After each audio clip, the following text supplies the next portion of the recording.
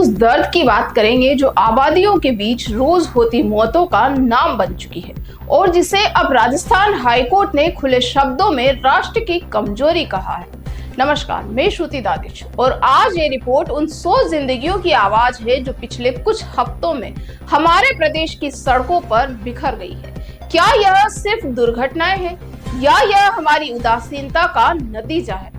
जोधपुर का high court justice doctor Pushpendra Singh Bhati और justice अनुरूप सिंह भाटी अब यही सवाल उठाते हुए आगे आए हैं। कोर्ट ने स्वतः संज्ञान लेकर जनहित याचिका दायर की है और कहा है कि पिछले 2 हफ्तों में करीब 100 लोगों की जान चली गई और यह अनुच्छेद 21 के तहत जीवन के मौलिक अधिकार का सीधा उल्लंघन है। हर संख्या के पीछे माताएं, बाप, बच्चे और टूटे सपने हैं।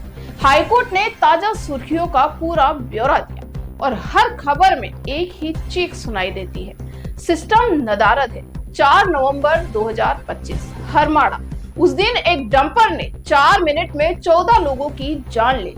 रिपोर्टर के अनुसार नशे में धुत चालक, नो एंट्री में घुसा वाहन, किसी ने रोका तक नहीं। 100 किलोमीटर घंटे की रफ्तार, 400 मीटर में 14 वाहनों को टक्कर, 27 घायल और 14 की मौत। क्या हम इसे दुर्घटना कहकर टाल देंगे? और 3 नवंबर की रात भारतमाला हाईवे पर मतोड़ा के पास अंधेरे में खड़ा एक अवैध ट्रेलर, ओवरटेक में औरतें लोग, एक ट्रेवलर ने टक्कर खाई। आधे घंटे बाद 40 किलोमीटर दूर एक और हादसा, एसयूवी डिवाइडर से टकराई, 2 की मौत। यह 1-2 जगह की भूल नहीं, यह पैटर्न है। यही पैटर्न हाईकोर्ट के समक्ष पहुंचा है। कोर्ट ने और भी कड़वा सच बताया। 16 अक्टूबर की एक रिपोर्ट याद दिलाती है कि जहां बसें जलती है वहां से 280 किलोमीटर तक कोई ट्रॉमा सेंटर नहीं है। प्रदेश में तय 100 ट्रॉमा सेंटरों में से कई बने ही नहीं। जैसलमेर में होना चाहिए था पर वहां भी व्यवस्था अधूरी निकली। 15 अक्टूबर जैसलमेर में बस जलने की घटना, जिसमें 20 लोग जिंदा जले। क्या यह मानवीय असंवेदनशीलता नहीं है या नियामकीय विफलता? हाईकोर्ट ने साफ कहा, मृत्यु अपरिहार्य हो सकती है पर असामाजिक नहीं। यानी जिन्हें बचाया जा सकता था वह राष्ट्र की सामूहिक शक्ति की चुपचाप चोरी है। जो इंसान काम करके देश की अर्थव्यवस्था और परिवारों की खुशियां बनाते थे, वे अब लौट कर नहीं आ रहे। क्या हम अपनी शक्ति खोते देख रहे हैं? कोर्ट का शब्द सामूहिक शक्ति में कमी, यह कोई कविता भर शब्द नहीं, यह हमारी सच्ची त्रासदी है और अब आलोचना कड़ी लेकिन निष्पक्ष। नियामक तंत्र झपकी में है। सड़क सुरक्षा के कानून, उचित रोक-टोक, अवैध ढाबों और खड़े वाहनों की मॉनिटरिंग, सब वो जिम्मेदारियां हैं जिनमें कमी दिखती है। पुलिस, परिवहन विभाग, स्थानीय निकाय, हर किसी की भूमिका पर सवाल खड़े हैं। हाईकोर्ट ने केवल नोटिस जारी नहीं किया, उसने एमिकस क्यूरी नियुक्त किए। एडवोकेट मानवेंद्र सिंह भाटी, शीतल कुंभड़, अदिति मोड़, हैली पाठक और तानिया मेहता, ताकि वे ठोस सुझाव दें।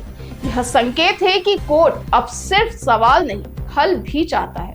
कोर्ट ने केंद्र और राज्य के कई विभागों को नोटिस भेजा। स्वास्थ्य, राजस्व, लोक निर्माण, स्थानीय निकाय, गृह और परिवहन और नेशनल हाईवेज अथॉरिटी, और उनसे जवाब मांगा कि वे क्या कदम उठा रहे हैं ताकि अनावश्यक मौतों को रोका जा सके। 13 नवंबर को अगली सुनवाई तय की गई है और यह सुनवाई सिर्फ न्यायालय की फाइलों तक सीमित नहीं रहेगी। यह समाज के उन सभी सवालों को आवाज देगी जो हम अक्सर टाल देते हैं। अब बात करें कि क्या क्या किया जा सकता है और तुरंत क्या होना चाहिए। हाई रिस्क स्टेचों पर रात में रोशनी और स्पीड कंट्रोल रडार तैनात हो। ओवरटेक जोन स्पष्ट और सूचनात्मक साइन जुड़े। अवैध ढाबों और हाईवे के किनारे खड़े वाहनों की निगरानी। रात में रोक टोक के कड़े नियमन। प्रदेश भर में ट्रॉमा सेंटरों का तत्काल नक्शा और त्वरित इमरजेंसी रिफिलिंग नेटवर्क। 280 किलोमीटर की दूरी पर ट्रॉमा सेंटर नहीं होना, यह स्वीकार्य नहीं। शराब के प्रभाव में वाहन चलाने वालों पर कड़ी निगरानी। ड्रोन पेट्रोल चेक नहीं तो डिजिटल चेक पॉइंट्स। जवाबदेही, जिन अधिकारियों ने सिस्टम को सक्रिय करना था उनसे जवाब मांगा जाए और अगर गड़बड़ी मिली तो सख्त कार्रवाई। हम चाहेंगे कि सरकार और प्रशासन कोर्ट के सामने ठोस योजना लेकर आए और जनता को भी यह अधिकार है कि वह पूछे, मेरे शहर की सड़क पर क्या सुरक्षा है, मेरा बच्चा सुरक्षित है या नहीं। यदि जवाब नहीं मिलता तो क्या हम केवल शोक संदेश भेजकर आगे बढ़ते रहेंगे? मैं श्रुति दादिश यही कहना चाहती हूँ कि यह कहानी सिर्फ खबर नहीं, यह नागरिकों की पुकार है। हर वह परिवार जिसने अपने प्रिय को खोया, उसे न्याय और जवाबदेही चाहिए। और हर वह बेटा, बेटी, माँ और पिता जो आज सड़कों पर निकलते हैं, वे सुरक्षा के हकदार हैं। हाईकोर्ट ने एक चेतावनी दी है और अब जिम्मेदारी सरकार की है कि वह उस चेतावनी को सुनकर काम करे।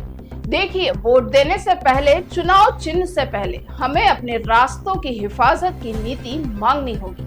ये जो खोई जिंदगियां हैं, वे सिर्फ आंकड़े नहीं, ये हमारी नैतिक पूंजी है। अगर आप चाहते हैं कि हमारी सड़कों से मौतें कम हो, तो इस खबर को शेयर कीजिए, अपने स्थानीय प्रतिनिधियों से जवाब मांगिए और उन अधिकारियों से जवाब तलब कीजिए जिनकी चुप्पी हमारी कीमत बन चुकी है। मैं श्रुति दादिश आगे भी इस मुद्दे को अदालत के अगले कदम और सरकारी जवाबों के साथ आपके सामने लेकर आऊंगी। तब तक के लिए सतर्क रहिए, आवाज उठाइए और जाहिर कीजिए कि आपकी जिंदगियां अनमोल है।